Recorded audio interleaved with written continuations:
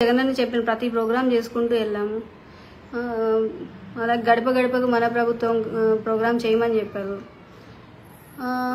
గడప గడపకి మన ప్రభుత్వం ప్రోగ్రాము మేము సక్సెస్ఫుల్గా బాగా చేశాము. మరి జగనన్న ప్రోగ్రామ్ గడప గడప తిరగండి, మీ ఇమేజ్ పెరుగుతుంది. మరి ఇమేజ్ అన్నీ పెరిగిన తర్వాత జగనన్న ఎందుకు మాట తప్పుతాడు? డెఫినెట్గా జగనన్న మాట మీద నిలబడతాడని అనుకుంటున్నాను. నెక్స్ట్ పెద్దిరెడ్డి రామచంద్రారెడ్డి అన్న కూడా బస్ యాత్ర పెట్టినప్పుడు ఫస్ట్ డే మనకి బస్ యాత్ర పెడుతున్నప్పుడు కూడా ఎవరికైతే టికెట్ కన్ఫర్మ్ అయిందో వాళ్ళే బస్ యాత్ర పెట్టండి ఫస్ట్ అని మమ్మల్ని కన్విన్స్ చేసి మాతో ఫస్ట్ బస్ యాత్ర పెట్టించారు. సో నాకు తెలిసి ఆయన ముందే ఫుల్ క్లారిటీ ఆఫ్ థాట్తో ఉండే చెప్పుంటారు కదా. సో నేను అనుకుంటున్నాను ఈ మొత్తం ఎపిసోడ్లో పెద్దిరెడ్డి రామచంద్రారెడ్డి అన్న కూడా మాట తప్పడని అనుకుంటున్నాను. ఇంకా దాన్ని మించి బియాండ్ దట్ ఏమన్నా ఉన్నాయేమో చూడాలి. మరి నేను ఆశ్చర్యపోయిన విషయాలు కొన్ని ఏంటంటే, ఎస్సీ నియోజకవర్గం అంటే చిన్న చూపు. అసలు ఎస్సీ నియోజకవర్గంలో అన్ని కులాల వాళ్ళు ఉంటారు. అన్ని కులాల వాళ్ళు ఉన్నప్పుడు ఎస్సీ నియోజకవర్గంలో చిన్న చూపు ఎట్లా ఉంటుంది? ఒక్క కులానికేనా ఒక్క వర్గానికేనా నువ్వు చూసేది? అన్ని నియోజకవర్గంలో అన్ని కులాల వాళ్ళు కలిసి వస్తేనే ఈరోజు మనం గెలిచి పవర్లో ఉన్నాము. సో ఎస్సీ నియోజకవర్గం అంటే నీళ్ళు ఇవ్వక్కర్లేదు అని అసలు ఎలా మీరు అనగలరు? అసలు ఎలా మీరు డెసిషన్ తీసుకోగలరు? మీ ఇష్టం వచ్చినట్టు మీరు డెసిషన్ ఈరోజు హెచ్ఎల్సీ వాటరు మంచినీళ్ళకి తిప్పామంటారు, హెచ్ఎన్ఎస్ఎస్ వాటరు మంచినీళ్ళకి తిప్పామంటారు.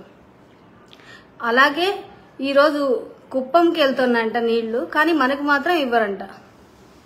ఇది ఎంతవరకు న్యాయము? అంటే మనం ఎన్ని ఇయర్స్ మనము ఇలా ఫైట్ చేస్తూ పోవాలి నీళ్ళ కోసము?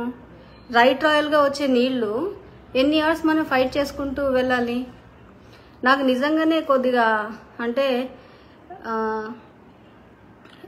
ఇవన్నీ ఎందుకు జరుగుతున్నాయి ఇవన్నీ అని నాకు అసలు ఇప్పటికీ పెద్ద క్వశ్చన్ మార్క్గా ఉండిపోయింది.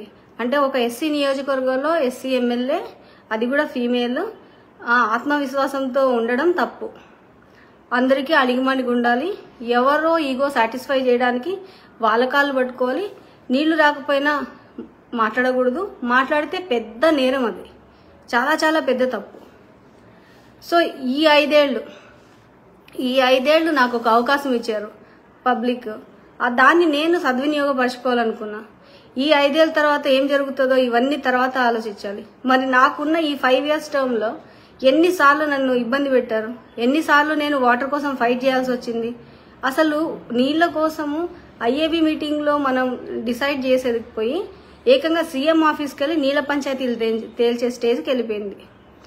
సో ఈరోజు ఏమంటే 5 ఏళ్లలో ఒక్కసారి ఇస్తే చాలు కంటి తుడుపుగా. ఇంతవరకు ఏ ఎమ్మెల్యే ఇలా ఫైట్ చేయలేదు, మినిస్టర్లు కూడా సింగనమల నియోజకవర్గం ఫైట్ చేయలేదు. ఇలాంటి మాటలు నా తోటి ఎమ్మెల్యేలు అలాగే ఇక్కడ ఉన్న ఎంతోమంది అధికారులు చెప్తుంటే నాకు ఆశ్చర్యం అనిపిస్తుంది. అంటే ఇప్పుడు ఎవరో చేసిన దాన్ని నేను ఫాలో అవ్వాలి, నేను ఇలా రూల్స్ మాట్లాడి ఫైట్ చేయకూడదు, ఇలాంటివి ఆలోచిస్తున్నారంటే నాకు నిజంగా ఆశ్చర్యం వేస్తూ ఉంది. ఇలాంటి విచిత్రమైన ధోరణి అసలు ఎందుకు వచ్చిందా ఏమో నాకు ఇప్పటికీ కూడా అర్థం కావట్లేదు. మరి